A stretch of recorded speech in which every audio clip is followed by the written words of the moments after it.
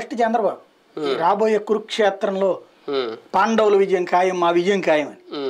పాండవులు అంటే ఎక్కువ జనాభా ఉన్నోళ్ళు కాదు, పాండవులు అంటే తక్కువ జనాభా ఉన్నోళ్ళు. ఇక్కడ జట్టు కడుతున్నది చంద్రబాబు, సింగిల్ గా ఉన్నది జగన్మోహన్ రెడ్డి. ఇక్కడ తను అదే చెప్తున్నాడు, నేను సింగిల్ గానే ఉన్నాను, నన్ను దెబ్బతీయడానికి ఇంతమంది కలుస్తున్నారు. ఇక్కడ అందులో తన చెల్లిని కూడా కలిపేశాడు, కాంగ్రెస్ ని కూడా కలిపేశాడు. వీళ్ళంతా ఒకటే అన్నటువంటి. అంటే ఏంటి, ఎన్నికల టైంకి వీళ్ళందరూ కలిసి ఒక కూటమిగా ఏర్పడతారని అనుకుంటున్నాడు ఆయన. అదేం కాదు, అంతా ఒకటే అని చెప్పడం తద్వారా వాళ్ళకి ఎవరికి ఓటేసినా చంద్రబాబుకి వేసినట్టే.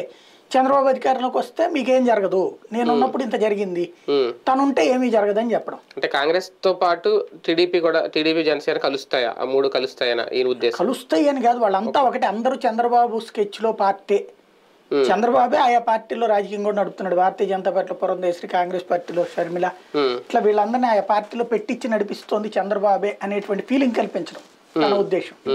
సిద్ధం సభల ద్వారా ఆయన ఇస్తున్న సంకేతాలు, ఒక సంక్షేమం గురించో లేదంటే సంక్షేమంలో పింఛన్ గురించి, ఇవన్నీ కూడా ఆయన వస్తేనే సంక్షేమం మళ్ళీ వస్తుంది అంటే వీళ్ళు చేస్తామంటున్నారు. అదేం జరగదు, నేను వస్తేనే నడుపుతాను, నేను వస్తేనే మీకు మళ్ళీ పథకాలు వస్తాయని చెప్పడం.